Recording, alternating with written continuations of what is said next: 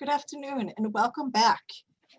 Thank you for joining us for the Financial Management and Special Needs Trust session. It is my pleasure to introduce Ivailo Grigorov. He is a financial advisor and special needs parent to Luca, who is 6 years old and has a diagnosis of Prader-Willi syndrome. After 15 years as a store director at Target, Luca inspired Ivailo's to change his career path and pursue special needs planning. Ivailo realized that families like ours can benefit from a comprehensive plan that guides them through the years and can ultimately maximize a child's overall quality of life. Thank you for being with us, Ivailo. We will be taking Q&A and we'll spend about 10 to 15 minutes at the end of the session asking questions. So please, I encourage you to put those questions in the Q&A box as well as complete the survey at the end of the session. Ivailo? Good afternoon, and thank you, Stacy, for the introduction, and thank you, PWSA. I look forward to the opportunity to chat with other families today.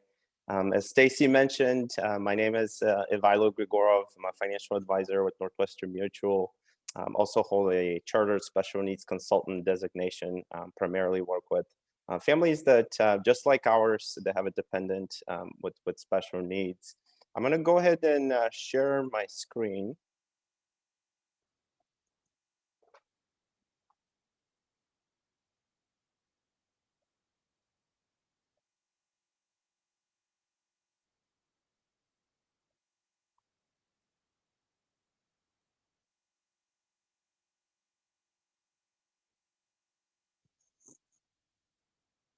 All right. Well, thank you again for being here today. Just going to share a little bit about my family, why I do special needs planning, and then my goal today is really to give you some practical steps. A couple of things before we start housekeeping. I realize the audience varies. Some of you on the line today probably have a 3-month-old, a 6-month-old. Some of you have a teenager. Some of you have a 20, 30-year-old. And that's very common in our practice. We work with families at all ages and stages. A couple of items that Stacy has we can forward after the webinar. You can reach out to me directly.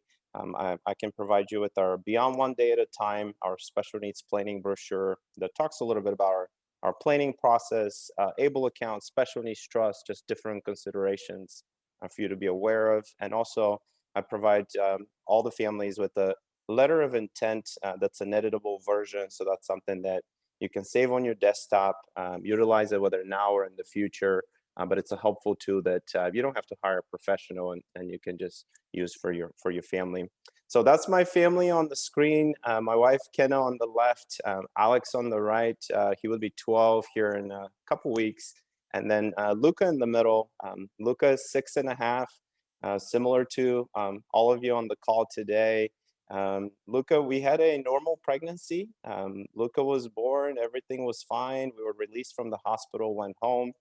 3, 4, 5 days later, failure to thrive. Luca wasn't doing well. He was losing too much birth weight, which some of it is normal. But as we went in for the pediatrician checkup, they basically put us back into the NICU. There was a lot of concerns.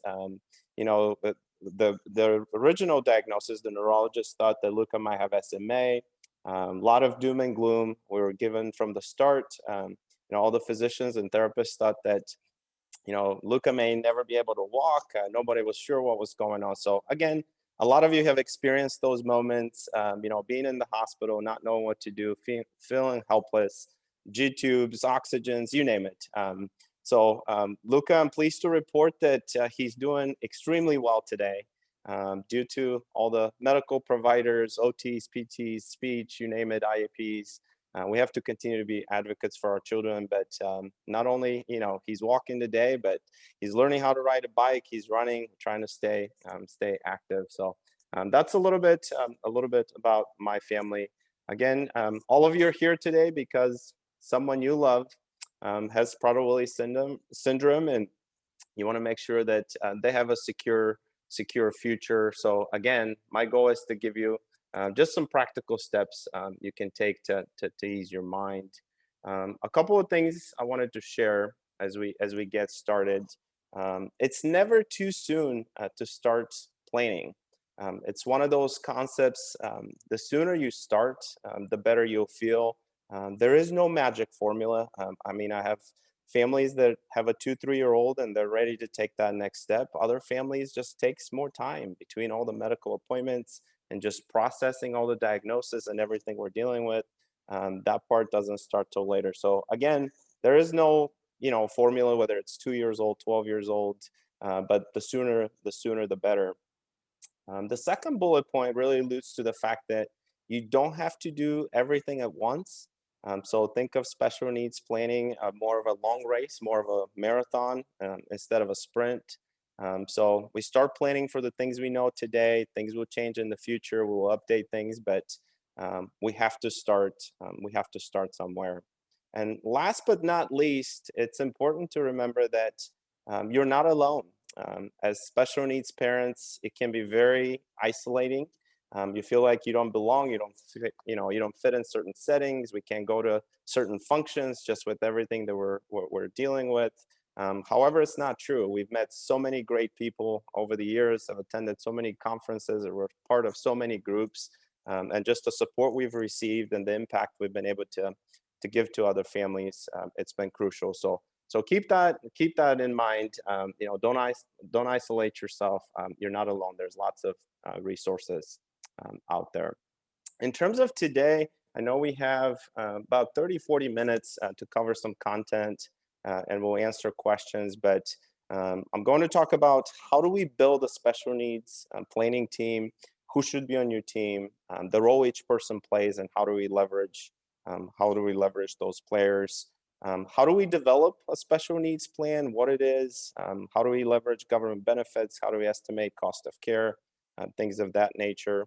And then the two most common vehicles that we would use outside of government benefits to provide for our children would be special needs trusts and ABLE accounts. So I'm going to go through pros, cons, what they are. Again, some of you, hopefully that you're on the call today, you already have gone through that process. Maybe you have a special needs trust already established. Some of you probably have an ABLE account, but this is meant to be an overview, and hopefully you will take some tidbits out of that. So special needs planning, think of it as, we always tell clients, think of it as 3 pillars. So there's a financial professional,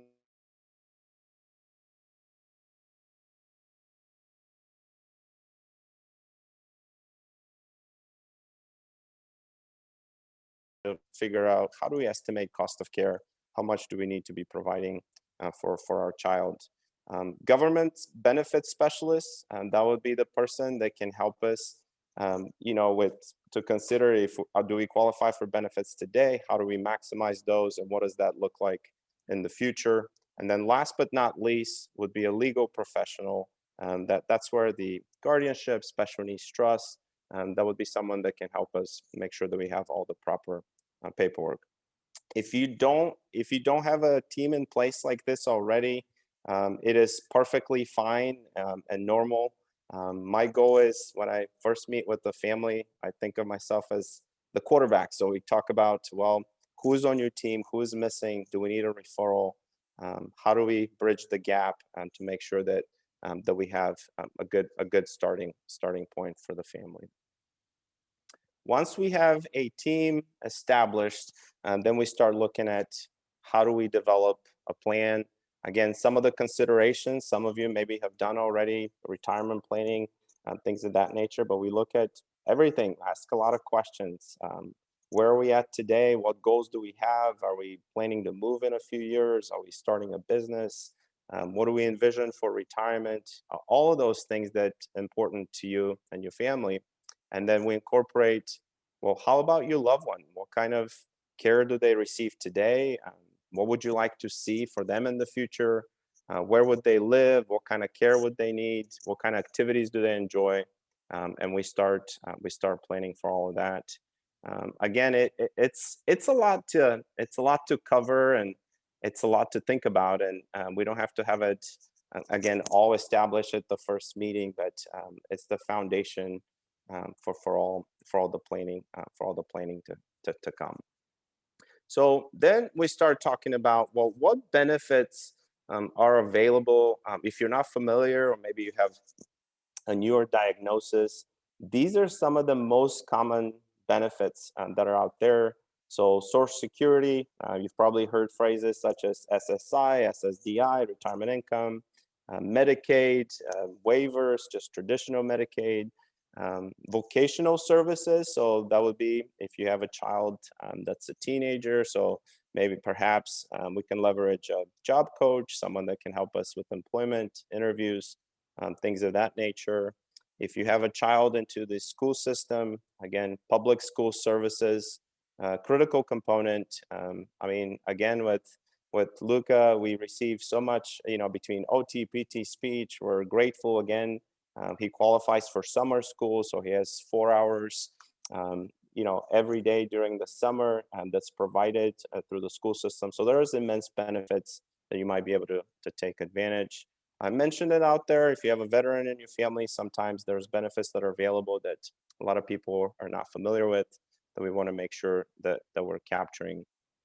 So we talked about the financial advisor being, one of the pillars in planning.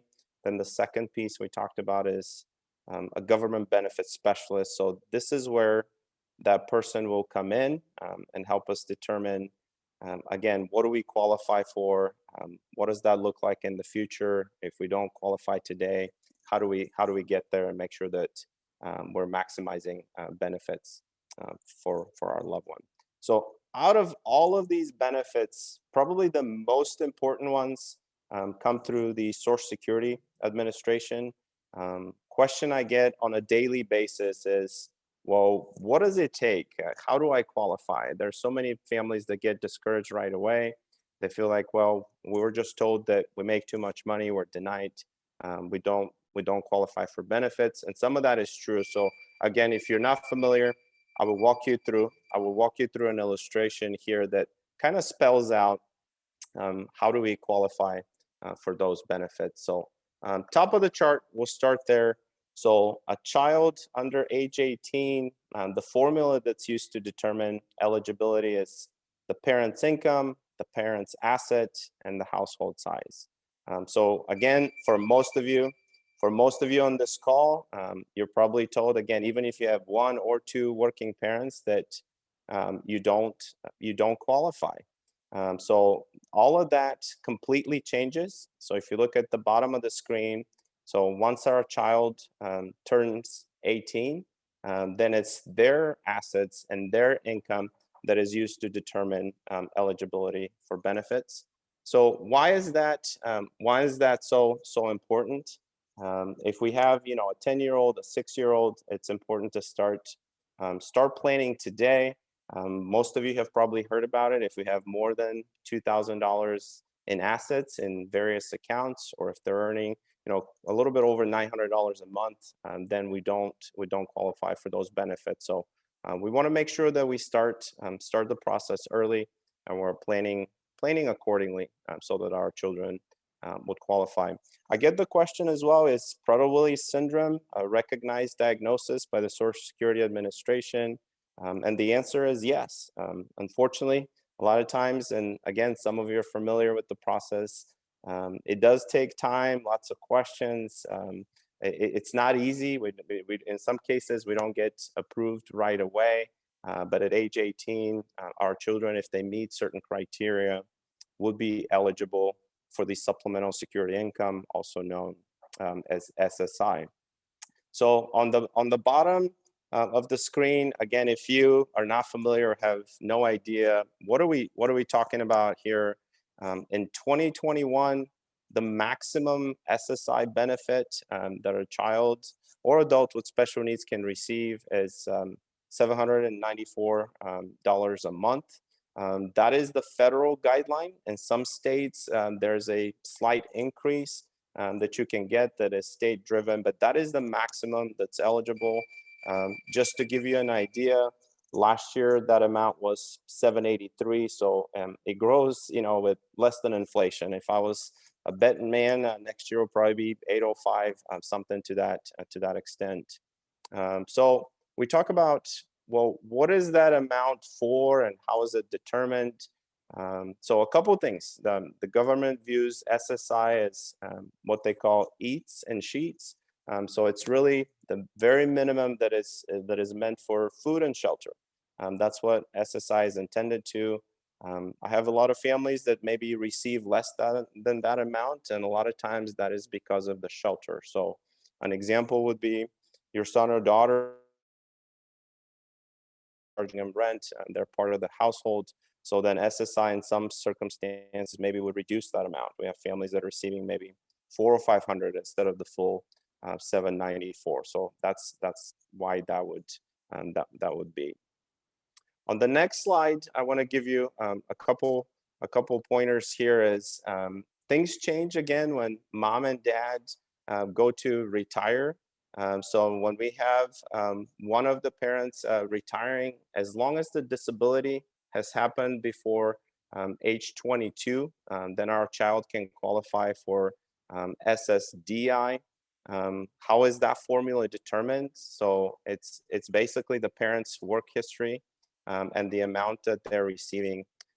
This is a portion that is not heavily advertised. A lot of families are not aware of this benefit, and hopefully, if you have if you're retired or retiring soon, this is something you can take advantage of.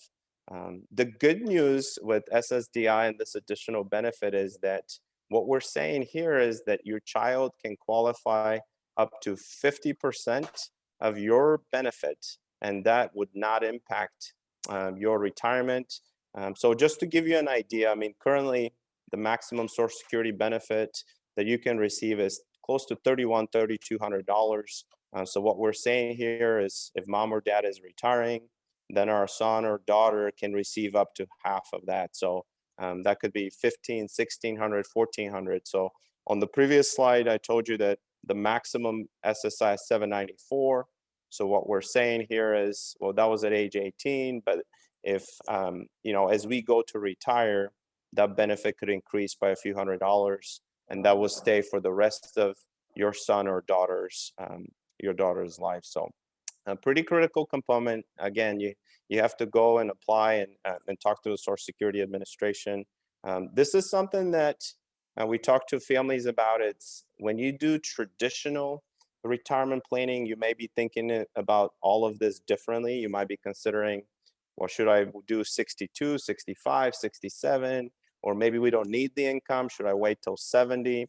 Well, all of that changes when you factor in SSDI, because now it's no longer just about your benefit, but we also want to maximize what your son or daughter will receive for the rest of their life. So we can run some different computations there, but we want to make sure that we're maximizing the benefits for both.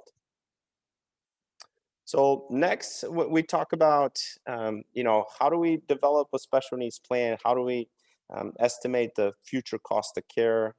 This is a tough one. As I mentioned, I mean, I have a 6.5-year-old. It's hard to predict what kind of care would he need, what kind of therapies would we need, what kind of travels are we going to be making? Are we going to be flying to Florida every year to see doctors and specialists? But there are things that we can incorporate. One thing that I always tell families is today we pay for everything for our children. We take care of it. They're our children, and we provide everything that they may need. But if we're no longer here, or we're aging and no longer able to do those things, someone is probably not going to provide those services for free. So even simple things as taking our kids to therapies, appointments, follow-ups, someone is going to charge. So those are the kinds of things. I know it's scary and sad at the same time, and we don't necessarily want to be thinking too much about it, but that's the kind of information that we could incorporate into a plan. It's like, here's what we know, here's where we're headed, and what does that look like, and how do we incorporate some into the plan. A government benefits specialist. We work with a couple of companies that can help us. It's a third-party company, but can help us estimate based on where you live, what kind of care is needed, the medical condition. They can do it on a project basis or an hourly basis. Can give us a lot of great ideas, so we can use those numbers and incorporate into your plan. They can also assist with if there's any issues with the actual benefits and Social Security Administration. They have trained staff that can help take care of that, especially if you've gone through a denial process or not sure where to start, or what does that look like. So we want to make sure that we're taking advantage there. So switching gears a little bit, we talked about the different professionals that should be involved. How do we start a plan? How do we estimate cost of care, the government benefits? As I mentioned earlier, SSI, the 794, is really meant for basics. So anything outside of that, we're looking at special needs trusts. Again, if you're new to this planning process, I'll just give you just a couple pointers here. Is why is the trust so important?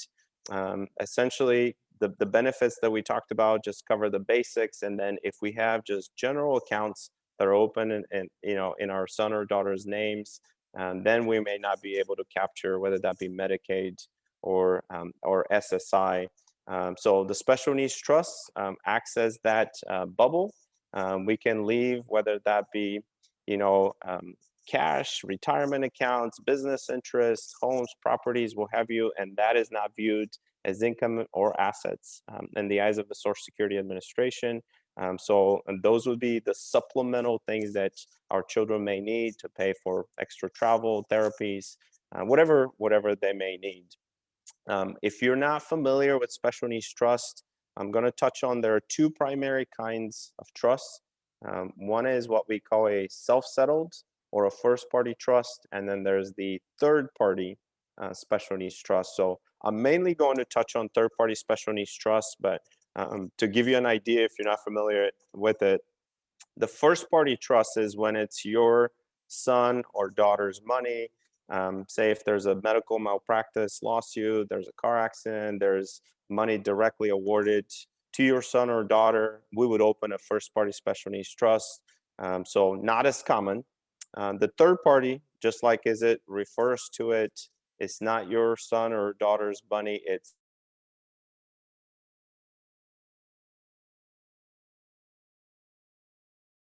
my grandpa, a different relative that would like to contribute. So the importance of the special needs trust again is we provide everything that's needed for a child, but we also protect government benefits.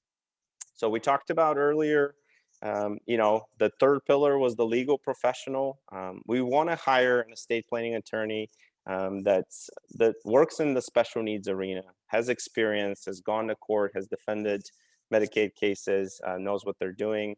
I know everyone's on a budget. I run into a lot of families where I always tell them this is not the time that we want to go to legal Zoom and just draft something quickly. We want to make sure that is done correctly. So we have to pay for this service. It is a complex document, and we want to make sure that is done right. The second bullet point I want to share with families is there's two trains of thought. Some families feel strongly about, we have a family member, we have an older brother or sister, we have someone that is basically going to be the trustee. They're going to handle not only the medical, but also all of the financial components for a son or daughter. That's perfectly fine. We run into examples where there's not a person available for various reasons. Whether they're not willing or they're aging, they're just not able to fulfill that role. So just want you to rest assured, there's banks and private trust companies that can administer a trust. There's a lot of benefits to utilizing a third party. A lot of times they have continuation of coverage. They know what the trust can and cannot pay for. They would file the appropriate paperwork and tax returns. Again, it serves as that extra person and eyesight to make sure that the funds are being appropriately. The only downside is really it comes down to what are the minimums, what fees are we paying. So there is a small cost associated with running it, but there's a huge benefit, especially if you don't have someone that can fulfill that role. The other thing that I tell families is that in a lot of circumstances, you probably want to leverage your family members to take care of the medical and emotional state and really be that advocate for your son or daughter. And you can have a third party handle the financial piece of it. So anyways, just wanted to mention that. I know we run into that a lot. People are concerned that there's no one in the family that can serve that role. The third bullet point, we leverage a lot of life insurance. We do both permanent, second to die policies, a lot of insurance to fund the special needs trust. There's a lot of efficiency. A lot of times people are thinking about, well, the special needs trust is currently just a document. For most families, they're not funded until death, whether it be mom, dad, or both. So we leverage a lot of life insurance for tax efficiencies and different purposes to increase that benefit that our child can get. The last bullet point that I want to hit on is some families are concerned, well, what if the worst happens, or I don't know what life expectancy is going to be, or my son or daughter is not in the best medical condition. So again, rest assured, special needs trust, you get to designate the beneficiary if that were to be the case. So it could be your other children, however your estate is set up, your favorite charity. So nothing is lost per se, even if the worst were to happen. So key considerations here, but that's a little bit about third-party special needs trust. The other questions we get is like, well, when should we set one up? It really depends on the family situation. If you can, we encourage you to do it as early as possible. If not, it's definitely something if we need to plan for or save for. You want to make sure that, again, if something happens to both mom and dad, we want to avoid probate and fees and delays, but two, we would be jeopardizing all benefits, Social Security, Medicaid, all those things that we worked so hard to obtain access to for our son or daughter. So definitely a critical component to all the planning here. Switching gears next, I'm going to talk a little bit about ABLE plans. So that would be another solution. So I'm going to share what are they, if you're not familiar with them. ABLE accounts came around in 2014, so about 7 years now. It was actually families with children with Down syndrome essentially went to Congress and said, we're saving for our children. They may never go to college. Is there a different way? Is there a different account where we can still preserve their benefits, but be able to save for them? So that's how they came about. They're an extension of the 529 plan. So it's called 529A, A for ABLE. I also have it spelled out. ABLE stands for Achieving Better Life Experience. So why are we talking about these accounts, if you're wondering that? Again, as we mentioned earlier, in order to qualify for government benefits, our son or daughter cannot have assets more exceeding $2,000. The ABLE accounts are not viewed as a countable asset, and 529 plans are. So this is, again, a couple of the pointers that you see here. As long as the disability has happened before age 26, anyone is eligible to open an ABLE account. For all of us with PWS families, maybe there's some that were diagnosed later, but most of us knew earlier on, so not an issue there. Again, in terms of Medicaid, it's not viewed as an asset whatsoever, but we do not want to contribute more than 100,000 into those accounts in order to continue to obtain SSI. If you're not familiar with these accounts, the maximum that you can contribute is 15,000 annually. So in order to even get to the 100,000, it'll probably take you at least 5-6 years, even with some return. The good news is these accounts are more efficient than a bank account. Most states offer a couple investment options. So based on your risk tolerance, you can get some return. Even if you choose the aggressive route, I tell families what you may have in your other portfolio, retirement accounts, the aggressive and ABLE won't be quite as aggressive as what you might be used to.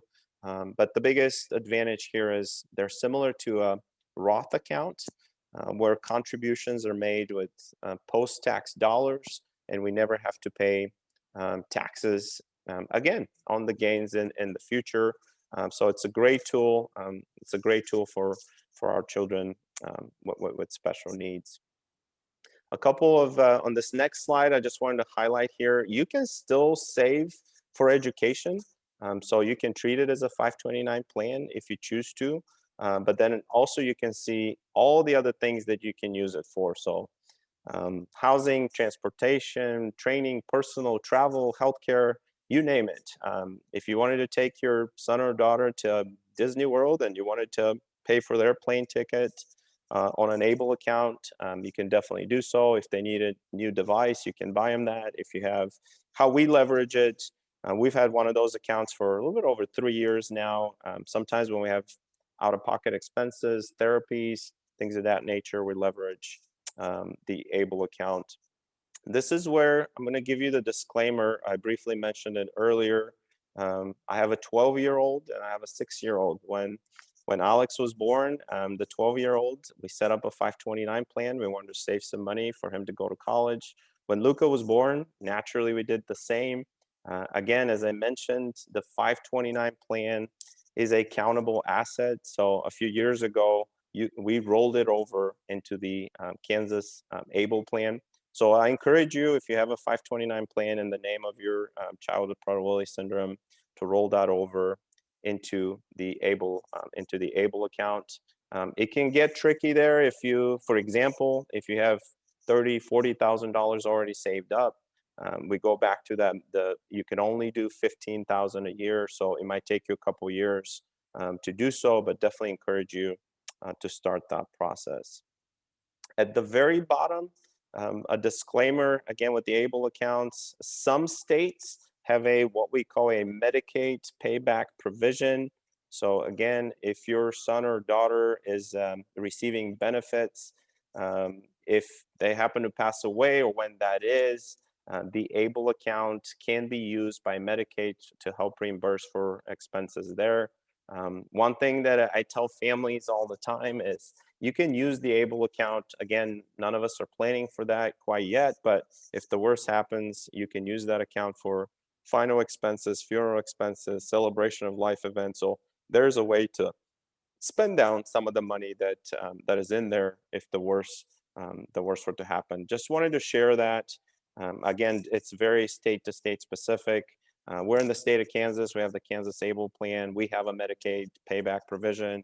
I work with a lot of families in California. There's not one there. So it just depends on your state, how that is handled, but don't let that discourage you. Great tool to start saving for your son or daughter. I want to provide you with this ablenrc.org site. It is a so check it out. This is where you can do your homework. You can do your research. If you look at the map on the bottom, all the states in blue have their own ABLE plan. So there's only a few states that don't have one, and these numbers are increasing all the time. So more and more states are jumping on board. So pretty soon, I believe that each state will have it. A couple of things I want to mention here is if your state offers a state tax deduction, we encourage you to sign up for your own state. I referenced my personal situation. We file in the state of Kansas as a married filing joint return. My wife and I can get up to $6,000 state tax deduction. So not federal, but it could save us, $300-400 every year on state taxes for that $6,000 contribution. Again, it varies. Some states, Texas doesn't have it, California doesn't have it. You can't get a state tax deduction. So at that point, if you don't want to participate in your state plan, you can choose any other plan. So if you live in Texas and you really like the Virginia plan, by all means, you can sign up for it. In terms of ABLE, your child can only have one account. It is set up by their Social Security number. So you can have multiple people contribute, but it's only one account per child. And then the $15,000 maximum contribution that I mentioned, that is per calendar year for that account. So if we have mom and dad want to contribute 5,000, grandma and grandpa want to contribute 5,000, then there's only another 5,000 we can contribute. We can't do 10,000 each. It exceeds the limit. And then again, these accounts are reciprocal. If you happen to transfer states, you live in Maryland and you relocate to Nevada, you don't have to do anything about it. Your account is perfectly fine. Again, the biggest advantage of choosing your own state is if you get a state tax deduction, but otherwise you can choose any plan that you wish. This slide, if you want to take a picture, it's a great visual, but I get the question all the time, well, what should we do, or where do we start? Do we open an ABLE account? Do we do a special needs trust? And really, it's a loaded question. To most families, it's a combination of the two. Most families leverage, an ABLE account and have a special needs trust. So I'm going to walk through these. I know we've covered most of it, but I'm going to walk through these line by line just to kind of give you a feel and sense and make sure you understand how this works. The ABLE plans we talked about, as long as the disability has happened before age 26, we can open an account, and the individual with special needs can only have one account. And with a third-party special needs trust, there is no age limit. One way to think of this is, I tell families all the time, if we have a 35-year-old get disabled tomorrow, unfortunately, they cannot open an ABLE account, but we can do a special needs trust. We talked about the setup, the ABLE accounts, very easy to do. Right after this presentation, you can go to the ABLE NRC site, do some research, select your state. It will take you 15 minutes to get one set up. You don't have to pay attorney fees, advisor fees. They're run by the State Department, very efficient, very low fees. It will walk you through what are the minimums. You can set it up monthly. You can set it up annually, however you choose, whatever fits your budget. The third-party special needs trust, this is where we talked about the overall team. We want to hire an attorney that specializes in estate planning and special needs trust. So it does cost, depending on where you live. If you don't have a will or an estate plan already, to do a comprehensive plan, it's not uncommon to go from $3,000 to $6,000. That's kind of the averages across the country. For some of you on this call, perhaps you already have a will, you have a trust, you have certain documents in place, then it could be a little bit cheaper because we're just amending the current estate plan and creating that special needs trust with special language and provisions to make sure that we're protecting benefits. Contribution limits, we covered that already.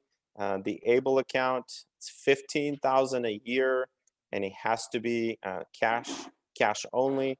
With the third-party special needs trust, there are no limits. If we had it, we can fund it with millions of dollars. We can do real estate, business interests, retirement accounts. So really, it could be anything. With the 529 plans, the drawback we discussed is we don't want it to exceed 100,000. Even though when you go to ABLE NRC, the first thing you would see is most states would allow you to put 400,000, 500,000. But again, that would impact SSI. So 100,000 is the number you need to be thinking of there. Again, with the special needs trust, that there's no balances or maximums there.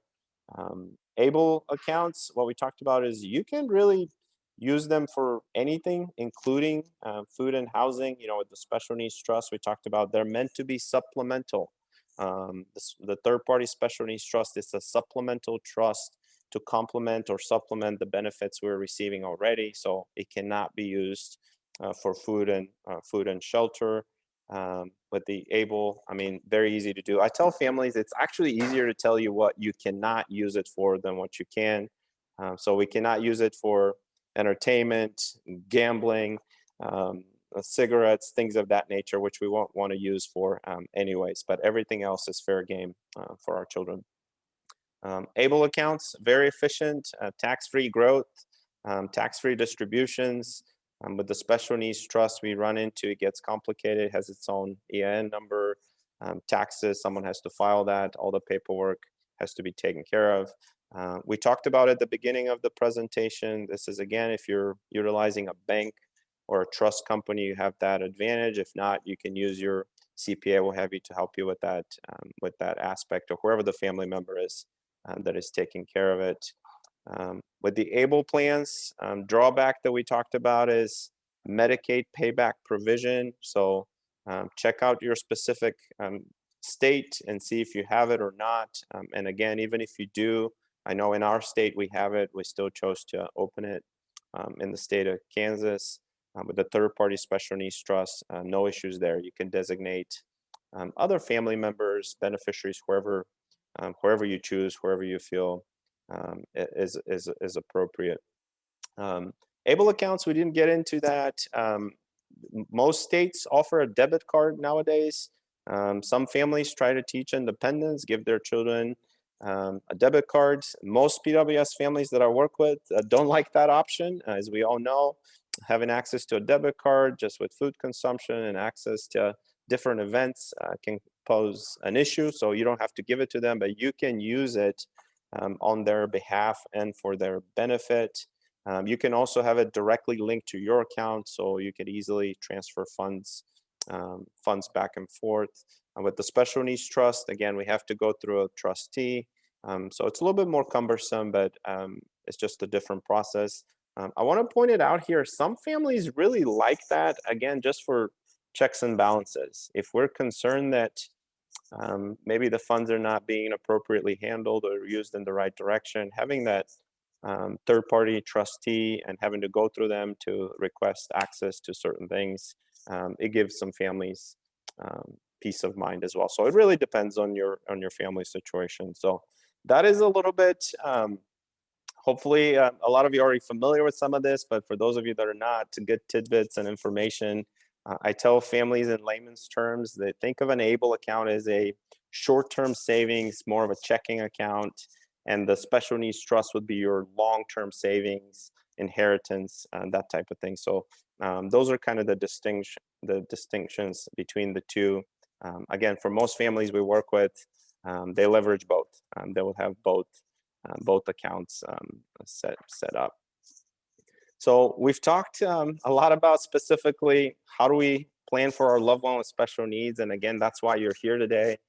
That's why you're joining this conference, whether it's your child, grandchild, maybe your provider, you know someone with PWS. It's natural to put them first. I know in our family, it's just Luca runs the house. I mean, everything revolves around when is his therapy, who's taking him where, what does his lunch look like, what have we prepared, do we have enough growth hormone? You guys get the you get the picture. We're going to see Dr. Miller next month. Have we done the IGF levels? All of that. So everything revolves around Luca. So it's easy to, on a daily basis, to forget, well, what do you want, out of life? What does retirement look like for you? What are the goals, aspirations you have? A business maybe you want to start, or that vacation home you've been thinking of. So just remember to slow down. I think we're talking about finances today, but the same applies to just taking care of your health and emotional well-being, financial well-being, so that you can assist your child best. I always joke with families, and we're all starting to fly around now a little bit, but as you board an aircraft, the first thing they tell you is, in case of emergency, make sure to secure your own mask before assisting others. So same concept here. Make sure that you're planning for yourself as well. The best way to do that is work with a financial professional that can help you go through goals and make sure that you're tracking and reaching all the objectives that you have in mind. We set priorities, provide a plan, don't charge anything to do that. Families find that very helpful. The last bullet point here is critical, is unfortunately when it comes to a financial plan or a special needs trust, it's not a set it and forget it, once done and we move on. We want to make sure that life has a way of changing, that we're updating all of those important documents, that we're staying up to speed, and it's really all the tools that we're incorporating are doing what we intend them to do. A couple more things to think about when you're thinking about choosing a financial professional. Number one, work with someone you trust. We're talking about your finances, your son or daughter, your future. So trust has to be there. Second bullet point, critical. You want to work with someone that has experience in special needs planning. Some of the considerations I've mentioned at the beginning, the most common ones we run into is how 529 accounts are handled, how we think about retirement for mom and dad, how we protect benefits. There are a lot of good planners out there, but a lot of times we're not considering those benefits and how that may impact, not only us, but our son or daughter. We talked on the previous slide, make sure that we're updating things as life changes. And then lastly, we want to make sure we're working with a company that has a strong history and good ratings and all the things we're setting up and accounts and benefits that they're going to be there. A lot of this planning is for 10 years, 20, 30, 40 years from now. So we want to make sure that things are operating in the way that we envisioned and what we want for our children. So to recap, I know we've covered quite a bit. If you joined late, but just to give you some of the highlights, special needs planning is a complex process. It's impossible for one person to be an expert on it. So what we talked about is there are really three components or three pillars. So we want to employ a financial professional, government benefits specialist, and an attorney. We talked about the role that each person plays and how they fit in and how they can help us. Then we talked about how do we develop a special needs plan, looking at what's our current family situation and dynamic, how is our child doing, deciding on, not only what do we want for our future, but also for our loved one. We talked about how do we estimate cost of care, what benefits are we eligible for. This is a critical one. I encourage you not to get discouraged. It's easy you have a new diagnosis for those new families. You contact Social Security Administration, you're told right away, sorry, we make too much money. So we went through a slide that talks about, even though when your child is 18, and when you go to retire, there would be benefits that will be available. How do we estimate cost of care? We talked about we plan for what we know today, but we have to start somewhere.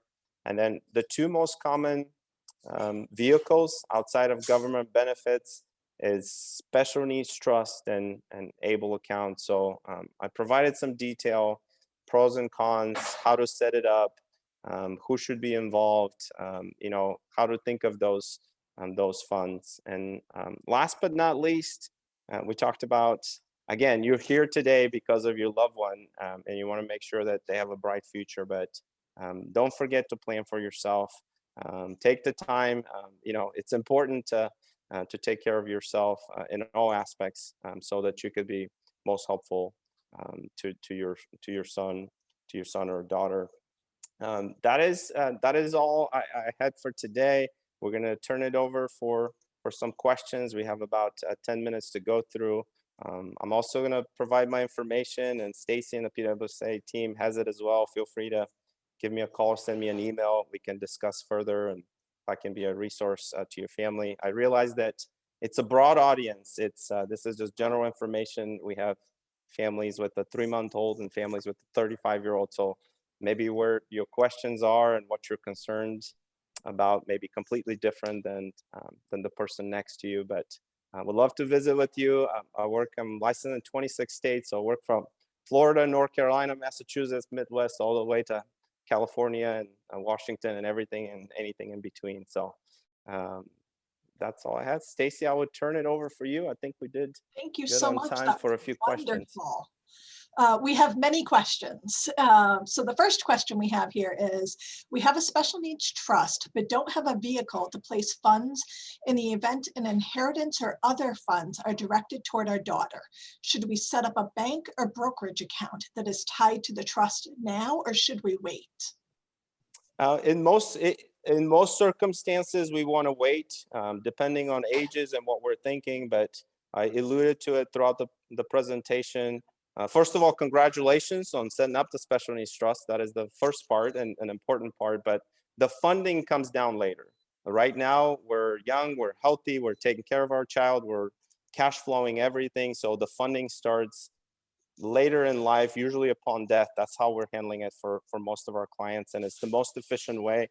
You don't want to be doing taxes now and have an active trust. At this point, we can leverage an ABLE account for some of that. Great. Thank you for that. The next question is, we've recently purchased whole life insurance policies. A friend in finance recently told us that we should cancel our whole life and purchase term life insurance instead. Do you have advice on this?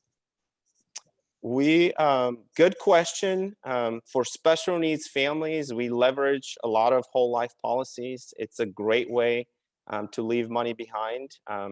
Term insurance, just simply speaking, is it has a term that expires, whether that be 10 years, 20 years, age 65. At some point, we will not have it.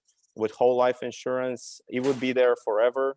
So again, even if mom and dad, there's longevity, we wish that on everyone. I hope you get to live till 95 or 100 and enjoy life.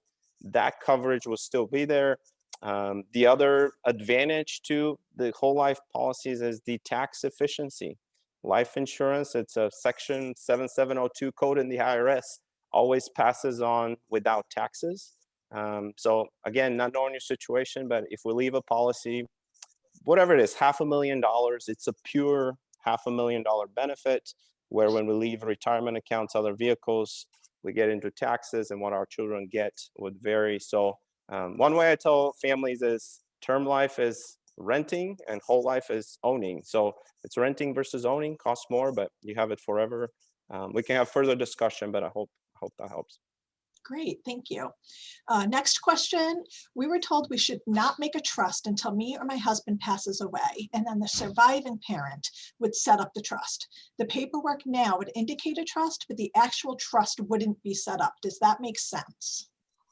Yes, that makes sense. And I think that kind of goes back to the previous question that was asked, is when do we fund it? So setting it up is basically just paperwork. It's a legal document that establishes the name. We just don't fund it till later.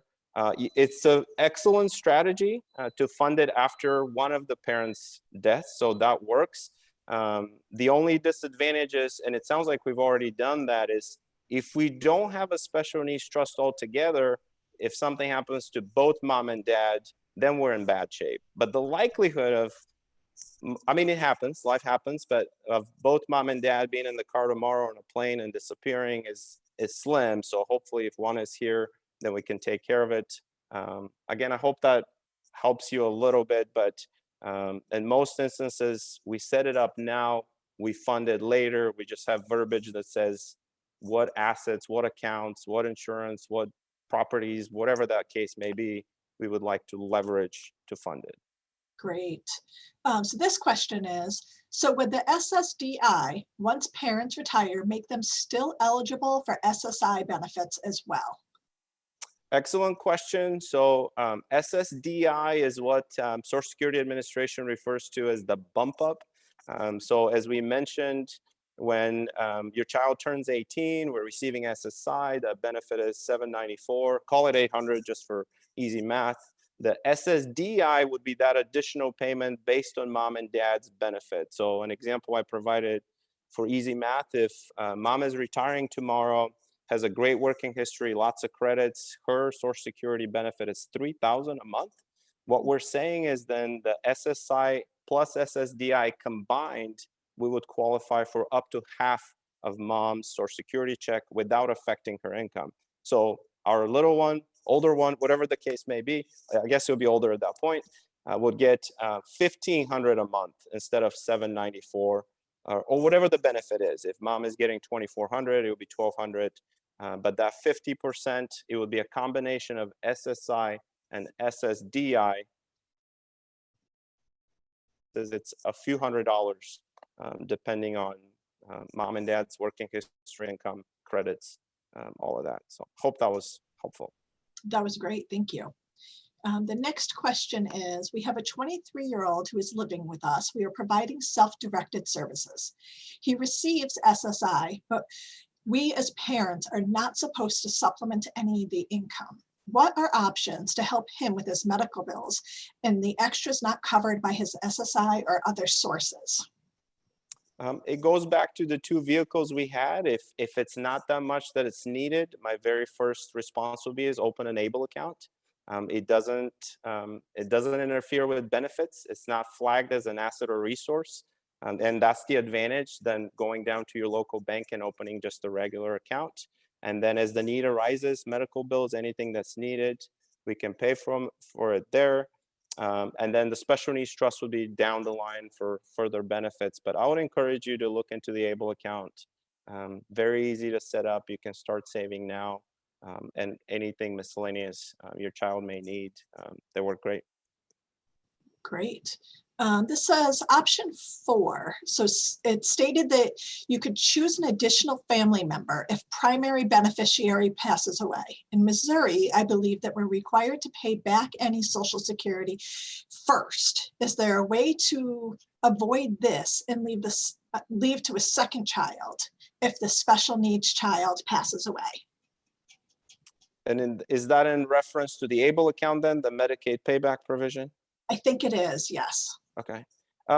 So again, the answer is no, because your primary child with disabilities is the one that's receiving Medicaid and SSI. So if you have a Medicaid payback provision, that's where those funds would be used. If it's really a concern and we feel that we don't have to overfund the account, and the examples that I used is, unfortunately, no, we cannot leave it to another child. But if the worst happens, it'll be any parent's nightmare.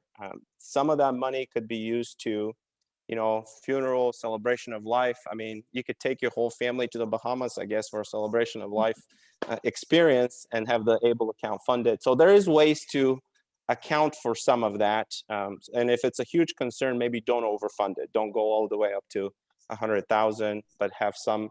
I want you to take advantage of all the benefits the tool offers. Maybe just don't overfund it as much, if that makes sense. It makes perfect sense. I think we have time for 2 more questions. Okay. So this question is, I started a 529 for my child with PWS. I was not aware of the 529A. Is it possible to get the 529 rolled into a 529A? Absolutely. Yeah, great question. We see that all the time, so don't feel bad. They're fairly new. They're evolving all the time. It's very easy to do. You just roll it over. I shared we did that personally for our family. Maybe the question was asked before I covered that. But yeah, the only concern there is the maximum annual amount, which has to do with gifting guidelines. It's $15,000 a year.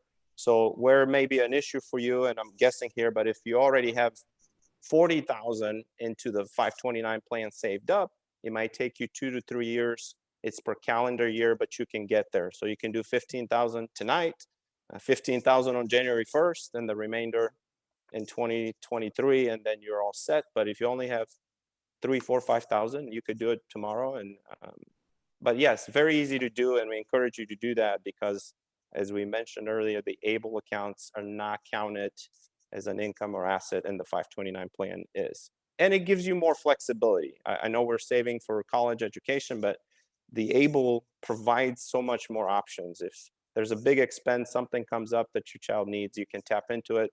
With the 529, we're limited to private schooling or college later on. Mhm. Excellent. The last question, this person's screen froze as you were talking about the veterans benefits. Where could they find a little bit more about those benefits? So some of it is, and I can help direct you, but you can go to opm.gov. There's intrinsic benefits, so there's survivor benefits. It has to do with some of the pensions as well, how those are designed. A lot of people don't realize it, but yeah, there's survivor benefits. So we want to make sure, one, that we know how to ask for those, but 2, that they're going in a proper way so that it doesn't affect other benefits. The biggest reason in everything we've covered today is we run into situations where we have lots of families that mean well and want to do the right thing and help. But if we don't direct it in the right fashion, then it's actually hurting our child because we're having to spend down inheritance. We disqualify for benefits. Nobody wants to call Social Security or go back to reapply.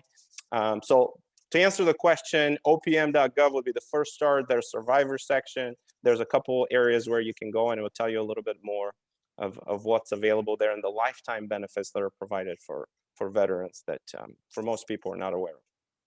This has been amazing. You are a wealth of knowledge and such a benefit to our community. Thank you so much. I encourage the participants to complete the survey at the end. And we are all set for today. So you guys will log out of this session and log into the last session of the day, which is creating a sensory diet. Thanks so much for joining us. And thank you, Avilo. I appreciate the opportunity to present with fellow PWS families. Have a great day, and I hope you took a few nuggets away that will be helpful.